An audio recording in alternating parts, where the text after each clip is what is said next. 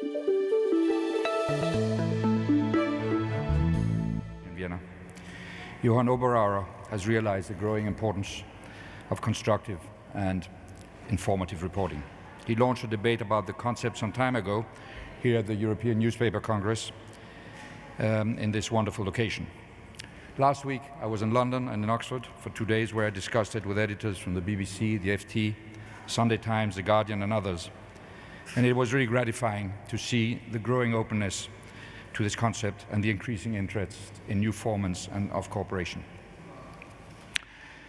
My priority at the United Nations and in the wider international Geneva, where I come from, is to create conditions that enable such reporting. Today's event, fittingly held on World Press Freedom Day, is an opportunity for us to strengthen our collaboration to mobilize our respective strengths in informing and engaging people globally. The international community is facing challenging times. Major transformations are taking place faster than most people realize. The institutions that structure our societies at local, national, and international levels have not adjusted accordingly. With individuals and different non-state actors empowered by rapid technological change, the governance systems that are in place are becoming increasingly ineffective. Rules and norms are circumvented and broken openly. Problems are apparent, but solutions often appear too complex to grasp. As a consequence, people lose trust in institutions and in each other. This is a picture that emerges from reading the newspapers in the morning, watching the 8 o'clock news, or listening to a debate on the radio. And most of it is true. But this is not the only picture that people need to see. Despite the obvious shortcomings, institutions continue to deliver. Problems are being solved every day. In fact, and despite the current difficult situations in many places in the world, the human race, our race, on average, has never had it so good as it does today. We live longer, we're healthier, we are better educated than ever before. By most objective measures of human well-being, the past decades have been the best in human history. And each of the changes that are perceived as challenges also bring opportunities with them. To give an example in the context of our gathering today, inventions like the internet and modern communications technology both challenged traditional media and created new ways of reaching an audience. With more than 7 billion cell phones worldwide, for example, a direct line to a vast part of the world population is within easy reach of all of you and all of us. Yet, as media outlets did not always adjust fast enough, other actors fill the gap. And as a consequence, standards of reporting vary. Misinformation spreads and becomes difficult to distinguish from factual and evidence-based reporting. We live in a world where the flow of information and the possibilities for citizen participation have never been greater. Yet, many people feel disempowered by the news, are disappointed in their political leadership, and disengaged from decision-making. This generates a democratic deficit through apathy and indifference. In a sense, media outlets and the UN are faced with very similar challenges. We need to share our expertise and work together to see and to realize the opportunities that accompany these challenges. The 2030 Agenda for Sustainable Development, which was approved by all member states on our planet back in September of last year, gives us a chance to do exactly this. Many of you covered the historic agreement on the 17 Sustainable Development Goals that touch every aspect of our lives. And people are beginning to grasp the immense potential that this new agenda for a new, integrated and cohesive approach to social, economic and political developments in all countries. Implementing this agenda will require a new way of doing business for all stakeholders. The UN will shift from being an implementer to being a facilitator, a catalyst, and a service provider. Today's problems cannot be compartmentalized, and neither can their solutions. We cannot afford a one-dimensional view of the world that ignores complexity and glosses over connections across challenges. Different actors will need to work together horizontally and cooperate beyond the traditional silos. And the media will and have to play a key role in this process. In one of my regular op-eds, which I wrote at the end of 2014, I compared the UN to the human body. We're never particularly aware of our body until it hurts somewhere. And it's the same with my organization. People do not hear about it unless something the UN does is seen as a failure. And today, let me extend this analogy a bit. Governments and insurance companies go to great lengths to inform people about the need to stay fit. And that is where you have a key role, the media have a key role to play in the implementation of the Sustainable Development Goals and other new governance frameworks that were given to us last year. And you can help us change the narrative on global governance and development and generate an inclusive process. First, in line with the increasingly familiar arguments about constructive journalism, the media risks partly not to live up to its mandate by only reporting about what doesn't work and forgetting to cover the other part of the equation. I always say that the work of the UN and its partners in Geneva and around the world affects every single individual on this planet every day.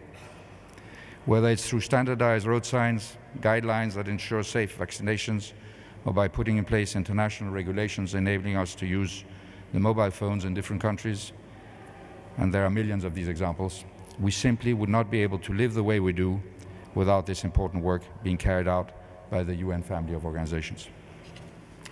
How many of you, for example, have informed your audiences in depth about the achievements of the Millennium Development Goals, the predecessors of the SDGs? Let me just give you a few examples of what we really rarely see in the media. The number of people living in extreme poverty declined by more than half in the last 2 decades. Globally, the under 5 mortality rate dropped from 90 to 43 deaths per 1,000 live births between 1990 and 2015, a drop of over 50%. Official development assistance from developed countries saw an increase of 66% in real terms from the year 2000 to the year 2014. Again, there are hundreds of these kinds of examples that we never hear about. And people need to know about these facts. Without getting the full picture of the current facts and trends, wrong conclusions are drawn, and the resources and capabilities that go into humanitarian and development aid are affected. Jody has just shown us other consequences of this one-side journalism in illustrating how a growing number of disheartened citizens around the world are disengaging. Secondly, people need to know about the opportunities that the Sustainable Development Goals and other important policy frameworks offer them.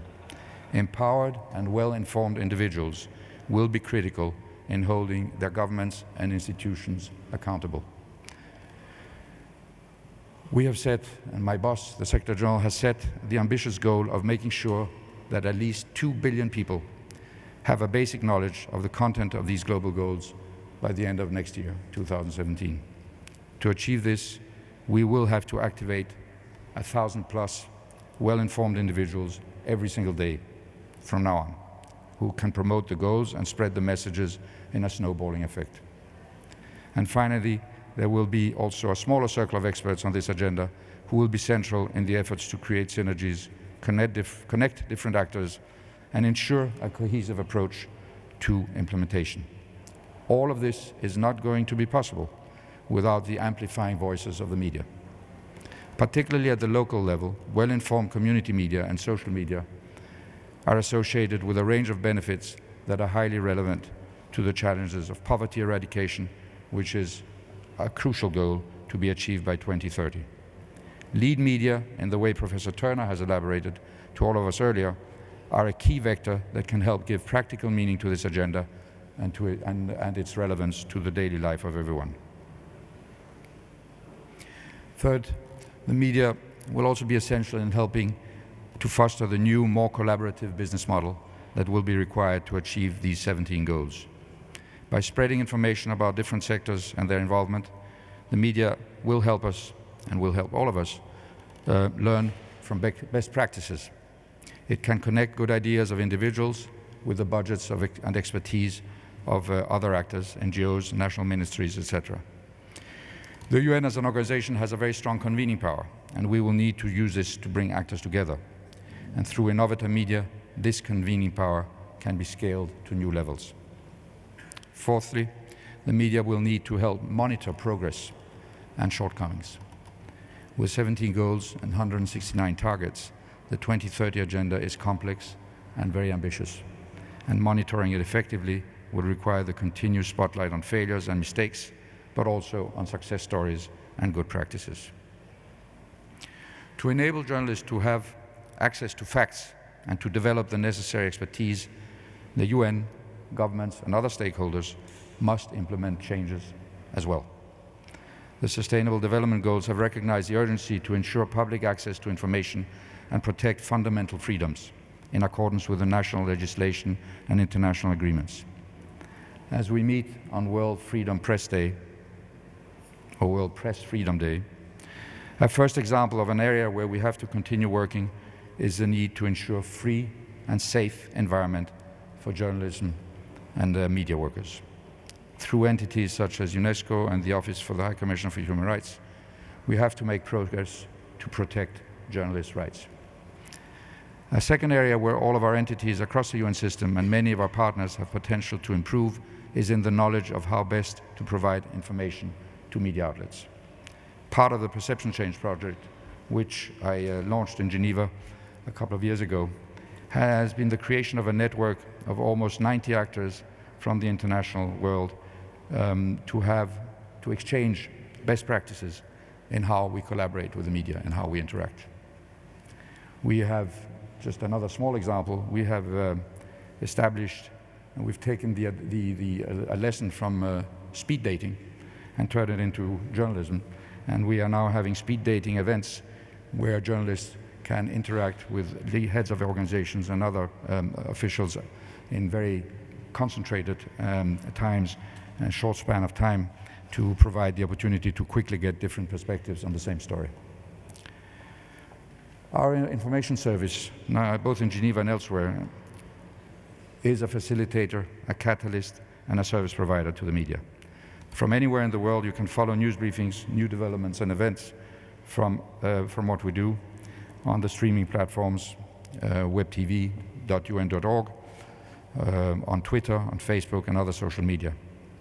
And we can help direct your queries for top experts throughout the global UN system and within the vast network of expertise that is available. Broadcasters can book studio interviews with breaking news stories or expert interviews on radio and television. And we will organize thematic workshops for the media covering the range and reach of our ambitious agenda. Our latest project to provide as wide-ranging and easy access to the large amount of data and information that is generated by the system is a website that is about to be launched, and you will find it at gvadata.ch, where you will find data sets and information material at this stage by over 40 different organizations. And they are organized also by the 17 Sustainable Development Goals. I encourage you to make use of that, so let me repeat the address, www.gvadata.ch. This really is a portal that gives you access to absolute mountains of data that has been collected and will be enriched as we go along over the next months and years. We expect several more organizations to put in their data there, and it's at your disposal. This is really a gold mine, a data gold mine, that will help you spot facts and trends at an early stage.